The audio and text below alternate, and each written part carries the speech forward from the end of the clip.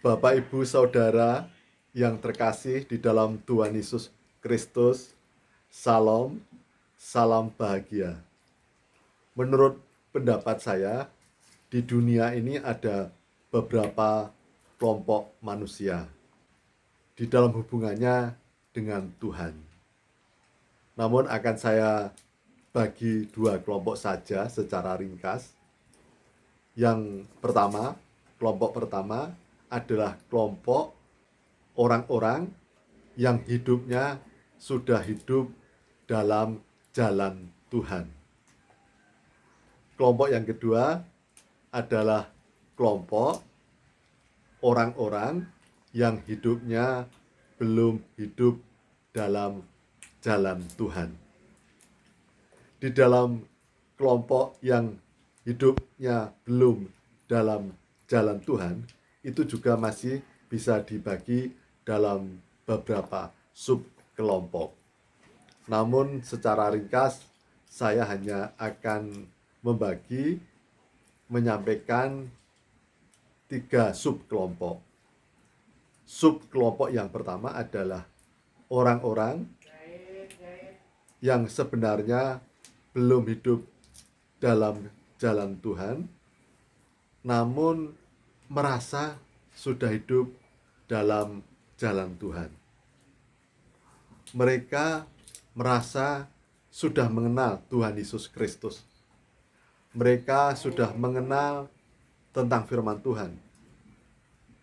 Bahkan mungkin sudah aktif melayani di gereja, aktif beribadah di gereja. Setiap minggu tidak pernah tidak ke gereja. Membaca firman Tuhan, ikut persekutuan, berbagai persekutuan di gereja. Tetapi sebenarnya hidupnya belum dalam jalan Tuhan. Masih hidup menurut jalannya sendiri. Belum dalam perspektif Tuhan, namun hidup dalam perspektifnya sendiri. Subkelompok yang kedua adalah kelompok yang hidupnya belum dalam jalan Tuhan dan tidak aktif di gereja, tetapi hidupnya kelihatan berhasil dan dia tidak peduli kegiatan-kegiatan kerohanian dan hidupnya sudah merasa senang. Mereka hidup sesuai dengan jalannya. Jadi tidak peduli tentang hidup spiritualitas. Jadi dia sudah meyakini dengan hidupnya. Subkelompok yang lainnya adalah orang-orang yang hidupnya belum dalam jalan Tuhan, tetapi di suatu masa dia merasakan, menyadari bahwa hidupnya belum sesuai dengan jalan Tuhan dan merasakan ketidakdamaian. Hidupnya merasa tidak bahagia. Dan kemudian mereka bertobat kepada Tuhan. Tetapi ternyata di dalam sub kelompok yang bertobat di dalam Tuhan ini masih dibagi dua, paling tidak secara ringkas menurut pendapat saya. Kelompok yang pertama adalah sudah bertobat kepada Tuhan, tetapi masih membawa beban masa lalu. Masih merasa berdosa, masih merasa tidak layak di hadapan Tuhan. Jadi merasa dosanya sangat besar, walaupun sudah bertobat, tapi setiap hari masih merasa menyesali, masih merasa sedih atas dosa-dosanya di masa lalu. Padahal sebenarnya kelompok ini sudah bertobat, sudah hidup dalam jalan benar, sudah sesuai dengan jalan Tuhan.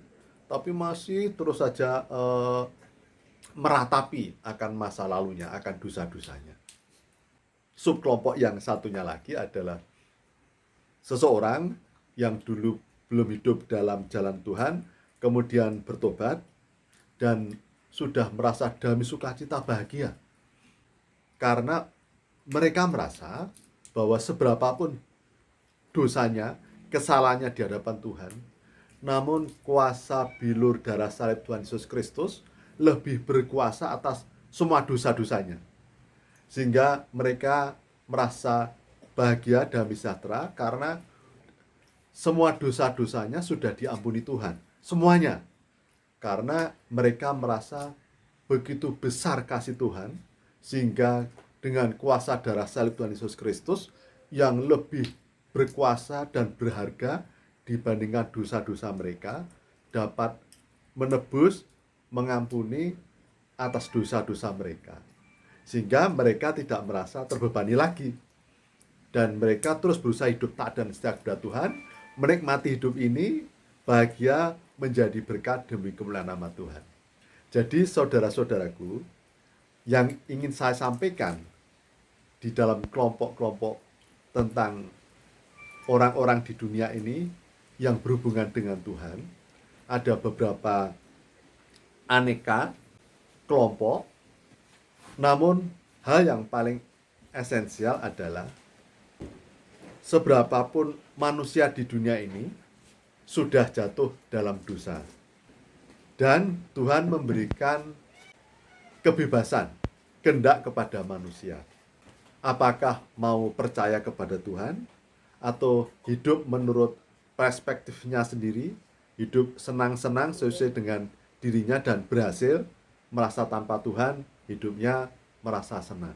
Itu juga silakan. Tetapi ada juga kelompok yang merasa sudah hidup dalam jalan Tuhan. Sudah ke gereja, rajin ke gereja, rajin beribadah, rajin membaca firman Tuhan, ikut persekutuan, aktif dalam pelayanan. Tapi pada dasarnya hidupnya belum melekat pada Tuhan. Hidupnya masih dalam perspektifnya sendiri, menurut dirinya sendiri. Yang ketiga, kelompok yang sudah bertobat di hadapan Tuhan, tapi masih meratapi dosa-dosanya, karena merasa dosa-dosanya besar, dan sehingga tidak layak untuk diampuni. Nah, menurut pendapat saya, hal yang paling indah adalah memang di kelompok yang pertama adalah orang-orang yang memang dari awalnya sudah selalu taat dan setia kepada Tuhan, hidup dalam jalan Tuhan, maka mereka akan merasakan damai sukacita surgawi, damai sukacita dari Tuhan. Hidupnya akan bahagia dan hidupnya dapat menjadi berkat demi kemuliaan nama Tuhan. Kelompok dua yang menarik adalah kelompok yang dulu hidupnya tidak sesuai dengan jalan Tuhan, hidupnya banyak dosa, banyak kesalahan, tapi kemudian menyadari dan mohon ampun kepada Tuhan, bertobat, berubah, hidup taat dan setia kepada Tuhan. Dan kemudian bahagia, merasakan damai sukacita surgawi, sudah dapat melupakan segala dosa-dosanya karena sudah ditebus. Kuasa darah salib Tuhan Yesus Kristus sudah menebus semua dosa-dosanya, tidak tersisa. Jadi saudara-saudaraku, marilah apabila saudara-saudaraku saat ini selalu taat dan setia kepada Tuhan, pertahankan. Tetapi ketika saudara-saudaraku sudah menyadari akan dosa-dosanya dan sudah mohon ampun dan bertobat, tidak perlu meratapi dosa-dosa masa lalu, tetapi menatap ke depan bersama Tuhan Yesus Kristus, menjadi berkat, hidup bahagia, damai sejahtera bersama Tuhan, demi kemuliaan nama Tuhan. Dan bagi saudara-saudaraku yang sekarang ini merasa sudah dalam Tuhan, tetapi masih belum melekat pada Tuhan, maka belajar rendah hatilah. Belajar untuk bersujud syukur di hadapan Tuhan. Jangan mengeraskan hati, apalagi sombong, merasa lebih baik daripada orang lain, merasa tidak perlu anugerah kasih Tuhan, sudah merasa hebat, sudah selalu rajin di gereja, sudah aktif dalam pelayanan, tetapi di dalam hatinya belum melekat pada Tuhan. Maka marilah kita sungguh-sungguh rendah hati di hadapan Tuhan. Karena apa? Indikasi seseorang sudah hidup dalam jalan Tuhan, yang pertama adalah damai sejahtera. Seseorang yang sudah hidup dalam Tuhan akan dapat merasakan hidup damai sejahtera bahagia dalam situasi kondisi apapun juga. Kedamaian hidup damai sejahtera dan bahagia itu diperoleh karena mereka hidupnya rendah hati, mau selalu bertobat dan mohon ampun kepada Tuhan, tidak mengeraskan hati dan menjadi sombong seolah-olah tanpa Tuhan, atau tahu Tuhan tapi masih hidup dalam kedagingan, hidup dalam kesombongan, hidup dalam keangkuhan, tinggi hati, meremehkan orang lain, merasa paling benar, dan sebagainya. Demikian yang dapat saya sampaikan. Tuhan memberkati. Salam.